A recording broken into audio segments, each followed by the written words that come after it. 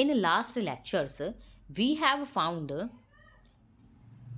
solutions, general solution of second order differential equation, whether it is homogeneous or non-homogeneous. We use method of undetermined coefficients to find general solution. Also, we use 1 upon fd into x for f of x method to find a particular integral. But in those differential equations, the thing was common is the coefficients of differential equations was constants. But what if different coefficients of differential equations are variables? So in this video we will see, when the coefficients of differential equation are variables, then how we find general solution or find particular integral. So form of such equations, first of all, what is the form of such so first of all, what is the form of such differential equations is y double dash plus py dash plus qy equals to r, where p q r are function of x. हम यहाँ पे ये नहीं कह रहे हैं कि वो कांस्टेंट है, हम कह रहे हैं वो फंक्शन ऑफ x है। क्योंकि कांस्टेंट है तब तो हम निकाल चुके हैं कि हम किस तरह से पर्टिकुलर इंटीग्रल निकालते हैं, जनरल सोल्यूशन निकालते हैं। सो अगर हमें कहूँ कि इसको आपको क्लासीफाई करना है कि ये किस तरह की डिफरेंशियल इक्वेशन है, तो क्या क्लासीफाई करेंगे? दिस इज, क्योंकि वाई डबल डैश है, so this is second order की, so this is second order non homogeneous because R is non zero, it is non homogeneous linear differential equation. Because linear क्यों है? क्योंकि Y dash Y double dash की जो powers हैं वो linear है, जो डिपेंडेंट वेरिएबल है उसकी पावर लीनियर है। ठीक है, इस linear differential equation of second order की, क्योंकि हमारे पास वाई डबल डैश प्रेजेंट है विद वेरिएबल कोफिशिएंट्स। अभी हमने कहा कि पी क्यू आर वेरिएबल है, सो ये इसकी क्लासिफिकेशन है। अगर किसी कोई कहे कि आपको क्लासीफाई करना है तो आप इस तरह से क्लासीफाई करेंगे कि क्या क्या है इस डिफरेंशियल इक्वेशन में। So now we will see methods to solve linear differential equation of second order with variable coefficients. So क्या methods हैं हमारे पास? हमारे पास 4 मेथड्स है। Reduction of order, change of independent variable, change of independent variable, हम जो हमारा पास independent variable है उसको हम चेंज कर देते हैं। नॉर्मल फॉर्म है which is also called change of dependent variable, and variation of parameters. We have done variation of parameters. So in this video we will see what is a reduction of order method. First of all, we have its working rule. So consider the differential equation. तो क्या differential equation है हमारे पास? Y double dash P X Y dash plus Q X Y equals to R. So यहाँ पे आप देखेंगे कि वाई डबल डैश का कोफिशिएंट जो है वो 1 है, लीडिंग कोफिशिएंट जो है वो 1 है। तो हमें अगर हमारे पास डिफरेंशियल इक्वेशन में लीडिंग कोफिशिएंट 1 नहीं है तो उसको 1 बनाएंगे, जो भी यहाँ पे प्रेजेंट है वाई डबल डैश के साथ उससे डिवाइड करके। ठीक है, उसके बाद हम इस मेथड को अप्लाई करते हैं। So it is applied when one solution of corresponding homogeneous equation is given. अब इसको अप्लाई करने के लिए क्या है हमारे पास? हमें इसका एक होमोजीनियस इक्वेशन जो है उसका एक सोल्यूशन पता होना चाहिए, यानी कॉम्प्लीमेंट्री फंक्शन निकालते हैं हम लोग, c1 ई की पावर r1x प्लस c2 ई की पावर r2x। इस तरह से हमारे पास कॉम्प्लीमेंट्री फंक्शन में 2 फंक्शन आते हैं, तो एक फंक्शन हमें पता होना चाहिए। अगर एक हमें पता है तो हम इसका सोल्यूशन निकाल सकते हैं। ठीक है, या तो हमें क्वेश्चन में गिवन होगा कि ये है, तब तो हम directly reduction of order method लगा देंगे। लेकिन अगर हमें नहीं गिवन है तो हम कोशिश करेंगे कि हम निकाल सकते हैं कि नहीं इसका, अपने अपने पर्सपेक्टिव से देखेंगे कि क्या इसका ये सोल्यूशन हो सकता है कि नहीं हो सकता है। सो अगर z equals to F x is one of the given part of C F, अब हमें अगर सी एफ दे रखा है, कॉम्प्लीमेंट्री फंक्शन दे रखा है, ठीक है, z equals to F x कह दिया, जो भी कॉम्प्लीमेंट्री फंक्शन होगा वो फंक्शन ऑफ x होगा। So one of the given part of C F है, तो y equals to we z, हमें जनरल सोल्यूशन से मतलब है, तो y equal to we z type का जो सोल्यूशन है वो जनरल सोल्यूशन है। रिडक्शन ऑफ मेथड का ये वर्किंग रूल है, इसमें इसी तरह से करना होता है। तो अगर हमें एक पार्ट ऑफ सी एफ दे रखा है तो y equal to we z जो है वो जनरल सोल्यूशन होता है, where v is a function of x। अब मैं कह रही हूँ कि y equal to we z जो है वो जनरल सोल्यूशन है। अगर वो जनरल सोल्यूशन है तो इस पूरी डिफरेंशियल इक्वेशन को सेटिस्फाई करेगा, वो जनरल सोल्यूशन है, यानी कॉम्प्लीमेंट्री फंक्शन है, पूरा जनरल सोल्यूशन है, यानी पूरी नॉन होमोजीनियस इक्वेशन का सोल्यूशन है, यानी पूरी नॉन होमोजीनियस इक्वेशन को वो सेटिस्फाई करेगा। सो उसके लिए हम क्या करेंगे? On differentiating with respect to x, अगर सोल्यूशन है तो इस इक्वेशन में हमें डालना है गिवन इक्वेशन में। सो वाई डैश निकालेंगे, वाई डबल डैश निकालेंगे, तो यहाँ पे हम इसका वाई डैश अगर निकालते हैं तो वाई डैश कैसे निकलेगा? V dash z plus v z dash, दोनों फंक्शन ऑफ एक्स हैं, वी और z. V is a function of x and z is also function of x. ठीक है, तो वाई डैश निकाल लिया। उसी तरह से हम यहाँ पे वाई डबल डैश निकालेंगे। दोनों आ गए हम, हमारे पास ये दोनों आ गए, हम इसको गिवन डिफरेंशियल इक्वेशन में सब्सटीट्यूट कर देंगे। तब हमारे पास क्या आएगा, तब इसको सब्सटीट्यूट करने के बाद हमारे पास आ रहा है v double dash z plus two v dash z dash plus v z double dash plus p v z dash plus v dash z plus q v z equals to r. अब यहाँ पे v dash और v के coefficients को अलग कर लेते हैं, तो हमारे पास ये आ जाती है differential equation v double dash plus two z dash plus p z v dash plus z double dash plus p z dash plus q z v equals to r. पर अभी अभी हमने कहा था कि जेड जो है सोल्यूशन है one of the complementary function of general solution.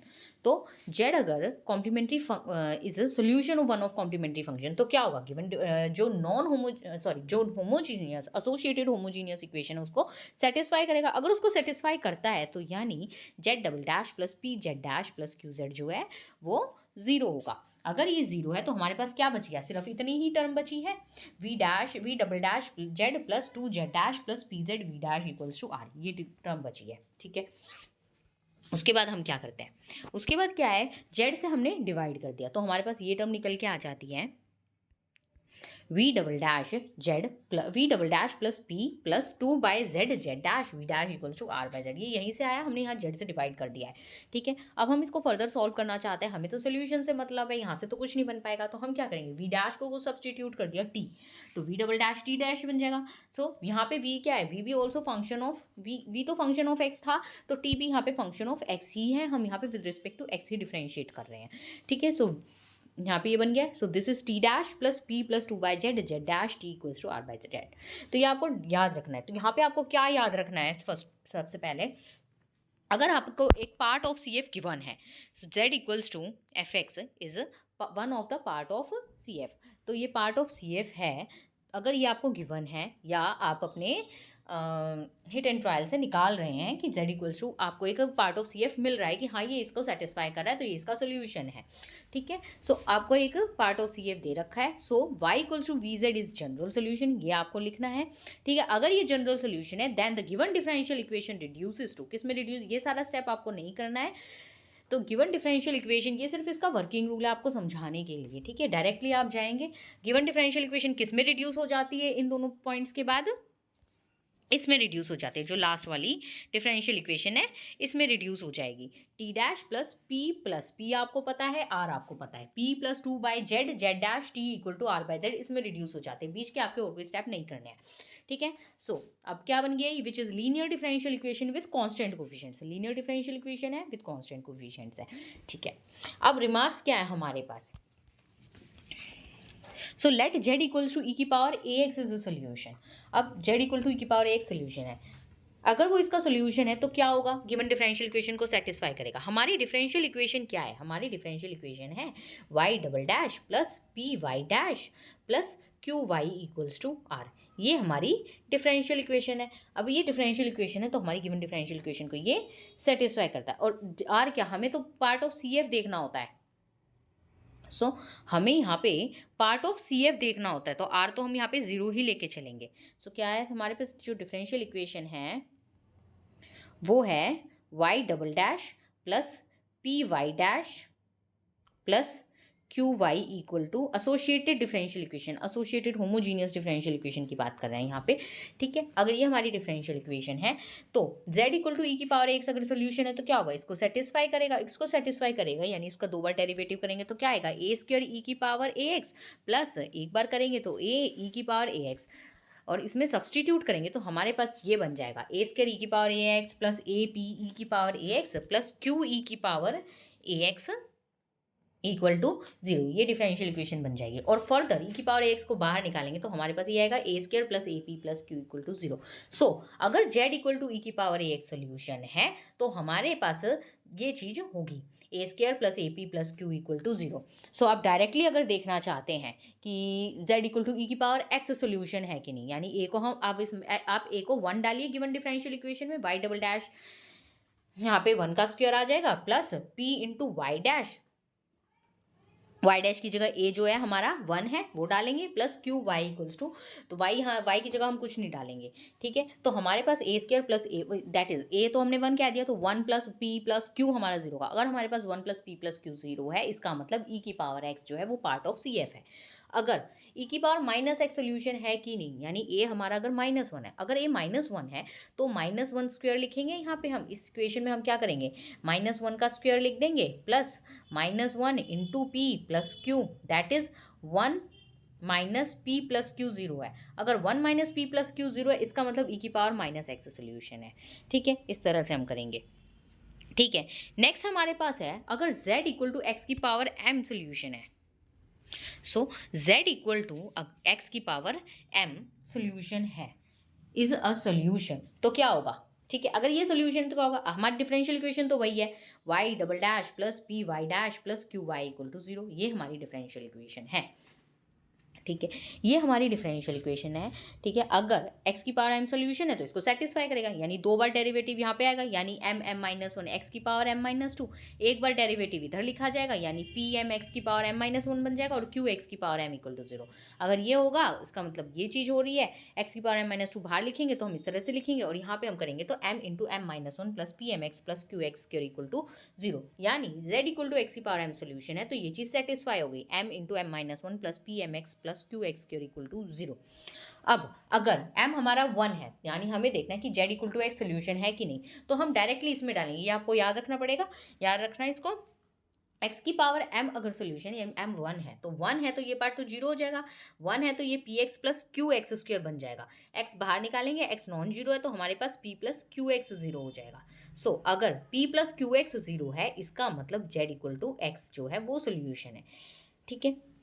मान लिया एक्स स्क्वायर देखना चाहते हैं कि एक्स स्क्वायर सोल्यूशन है कि नहीं, यानी m2 है, अगर m2 है तो उस m2 को आप इसमें डालेंगे, तो m की जगह 2 डालेंगे तो यहाँ पे 2 बनेगा प्लस 2px प्लस 4q। अगर हमारे पास ये चीज़ 0 हो रही है, 2 plus 2px plus 4q equal 0, इसका मतलब z equal to x square solution है, पार्ट ऑफ सी एफ है, ठीक है।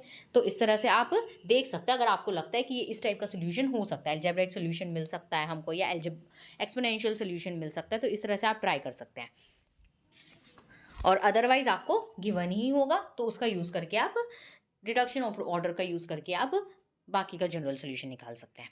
सो नेक्स्ट हम देखेंगे, दो क्वेश्चन है हमारे पास। Find the general solution of X Y double dash minus 2x minus 1 Y dash plus X minus 1 Y equal to 0। Differential equation दे रखी है और हमें कह रखा है ई की power X is one of the solution. अगर आपको चेक करना है कि ई की पावर एक्स सोल्यूशन है क्या है, ऊपर क्या था, ई की पावर एक्स सोल्यूशन है, जेड इक्वल टू ई की पावर एक्स सोल्यूशन है, और ए की जगह यहाँ 1 है, तो क्या होना चाहिए हमारे पास 1 प्लस पी प्लस क्यू 0 हो रहा है कि नहीं। अगर 1 प्लस पी प्लस क्यू 0 हो रहा है तो इसका मतलब ई की पावर एक्स सोल्यूशन, लेकिन इन्होंने दे रखा है, इसका मतलब होगा ही वो 0। So first of all leading coefficient को हमें 1 बनाना है, तो उसको 1 बनाने के लिए हमने क्या किया है, यहाँ पे हमने x से डिवाइड कर दिया, तो हमारे पास ये डिफरेंशियल इक्वेशन बन गई है, ठीक है। On comparing the given equation with y double dash plus p y dash plus q y equals to r, इसके साथ अगर हम कंपेयर करते हैं तो हमें क्या मिल रहा है, p हमारा ये है माइनस का 2 minus 1 by x, differential equation ये वाली है, यहाँ बीच में प्लस होता है तो p पूरा माइनस के साथ आएगा, q equal to 1 minus 1 by x and r equals to 0, ठीक है। अब हम देख रहे हैं कि 1 प्लस पी प्लस क्यू, यहाँ पे आपको ऐसे चेक करने की जरूरत नहीं थी पर हमने चेक कर लिया है, ठीक है। 1 प्लस पी प्लस क्यू 0 हो रहा है, सो one of the solution of given equation क्या हो जाएगा, जेड इक्वल्स टू ई की पावर एक्स सोल्यूशन होगा, ठीक है। पर यहाँ पे आपको ये स्टेप करने की जरूरत नहीं थी, सो यहाँ पे आपको ये लिखने की जरूरत थी नहीं, क्योंकि यहाँ पे आपको दे रखा है कि जेड ई की power X is one of the solution, तो आपने late Z equal to E की पावर एक्स लिख सकते हैं आप लोग, क्योंकि कुछ स्पेसिफाई तो करना पड़ेगा। अब अगर जेड इक्वल टू ई की पावर एक्स सोल्यूशन है, then Y equal to we Z भी general solution of given equation, तो Y equal to we Z general solution है। अब Y equal to we Z अगर जनरल सोल्यूशन है तो given differential equation इसमें reduce होकर आ जाती है, तो ये आप डायरेक्टली याद रखिए कि इसमें रिड्यूस हो जाते हैं, ताकि आपको वो वर्किंग रूल बार बार ना करना पड़े। V double dash plus two sorry v double dash plus p plus 2 by z into z dash into v dash equals to r by z, इसमें रिड्यूस हो जाएगी, और p और r की वैल्यूज हमें पता है, p की वैल्यू क्या थी यहाँ से minus of 2 minus 1 by x, so minus 2 plus 1 by x है p की value, plus 2 by z z dash. अब जो जेड क्या था वो पार्ट ऑफ सी एफ है, जो e की पावर x, उसका डेरिवेटिव भी e की पावर x रहेगा into v dash equal to 0 ये बन जाएगा। That is v double dash plus, इसको फर्दर लिखेंगे e की पावर x यहाँ से कैंसिल हो जाएगा, 2 यहाँ से कट जाएगा, सो हमारे पास सिर्फ ये वाली टर्म बचेगी v double dash plus 1/x v dash equal to 0। अब इसमें हमने क्या किया, v डैश को p सब्सटीट्यूट कर दो, v डबल डैश को dp/dx बन जाएगा। ठीक है, और डिफरेंशियल इक्वेशन में क्या हो जाएगा, v डबल डैश की जगह dp/dx plus 1/x v dash की जगह p इक्वल टू 0, और इसको हम इस तरह से लिख सकते हैं, p को इधर ले आओ और dx को यहाँ पे ऊपर ले जाओ। So we have dp/p plus dx/x equal to 0। इसको इंटीग्रेट करेंगे तो हमें क्या मिलेगा, px equals to c1। So this is px equals to c1 मिल गया। p was what, dv/dx, p हमारा था dv/dx, यहाँ पे p was v dash, so p यहाँ पे क्या था, v डैश था, तो p था हमारा dp/dx।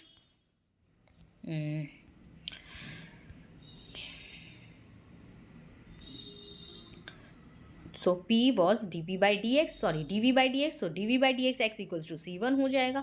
अगेन dv इधर और c1 dx/x हो जाएगा। ऑन इंटीग्रेटिंग, दोबारा इंटीग्रेट करते हैं तो हमारे पास ये आ जाएगा vx equal to c1 log x plus c2, where c1 c2 are constant of integration.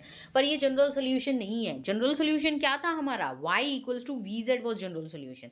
So y equals to vz जो है वो जनरल सोल्यूशन था, तो y equal to vz, so y equal to v तो हमारा निकल के आ गया c1 log x plus c2, और z हमारा e की पावर x था, तो हमारा ये आ गया जनरल सोल्यूशन। नेक्स्ट क्वेश्चन और है हमारे पास, find the general solution of the equation y double dash minus of 2/x² plus 1/x xy dash minus y equal to 0। अब यहाँ पे दे रखा है yx इक्वल टू x जो है that is one of the solution of given equation on comparing the given differential equation with। अब इस given differential equation को compare करेंगे इस differential equation के साथ, तो हमारे पास p ये निकल के आएगा, q ये निकल के आएगा। ये p कैसे निकल के आया, y डैश जो है इस x y डैश को अगर हम इधर मल्टीप्लाई करेंगे तो हमारे पास y डैश अलग रह जाएगा और ये बचेगा 2/x प्लस 1, सो p हमारा ये निकल के आ जाएगा। सिमिलरली y माइनस का y इधर मल्टीप्लाई करेंगे तो q हमारा ये आ जाएगा 2/x² प्लस 1/x, और r जो है राइट हैंड साइड है वो हमारे पास 0 है। सो अब one of the solution y x equals to X दे रखा है। अगर x दे रखा है तो हमारे पास क्या था, m minus 1 plus p m x plus q x square equal to 0, इस तरह से आता है। ठीक है, तो अगर वो चीज़ सेटिस्फाई होती है इसका मतलब हमारे पास z इक्वल्स टू एक्स जो है वो सोल्यूशन होगा। ठीक है, लेकिन z इक्वल टू एक्स के केस में क्या होता है, m माइनस 1 होता है तो वो 0 हो जाता है, m 1 होता है तो m into m minus 1, m की जगह 1 डालते हैं तो वो 0 हो जाता है, तो हमारे पास just p plus Q X ही आता है। तो हम चेक करेंगे कि p प्लस क्यू एक्स 0 हो रहा है कि नहीं हो रहा है। तो यहाँ पे हमारे पास p प्लस क्यू एक्स 0 हो रहा है, जैसे यहाँ x मल्टीप्लाई करेंगे तो p, और ये बन जाएगा p के ही अपोजिट बन जाएगा, अपोजिट साइन के साथ, तो p प्लस क्यू एक्स 0 हो जाएगा। इसका मतलब z equal to x solution है, पर हमें वो यहाँ पे वेरीफाई नहीं करना है कि z equal to x solution है, हमें दे रखा है z equal to x solution है। अगर z equal to x solution है so let y equal to we Z be another solution. तो गिवन डिफरेंशियल इक्वेशन किस में रिड्यूस हो जाती है, y डबल डैश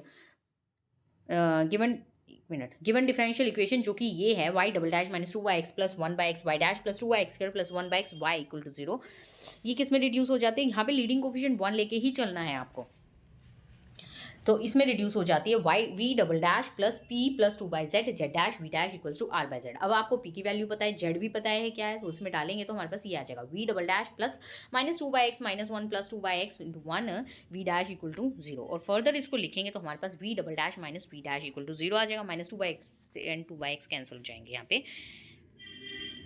सो ये हमारे पास यहाँ पे कैंसिल हो जाएगा, तो हमारे पास बचेगा v double dash minus v dash equal to 0। इसकी ऑक्सिलरी इक्वेशन ये बनेगी r² minus r equal to 0, r equal to 0 and 1, so vx हमारे पास c1 प्लस c2 e की पावर x आ जाएगा। लेकिन हमारा जनरल सोल्यूशन क्या था, y इक्वल टू vz, तो v तो निकल गया और z हमारा था x, so y equal to vz, so this is the general solution of the differential equation. Thank you, आज के लेक्चर में बस इतना ही।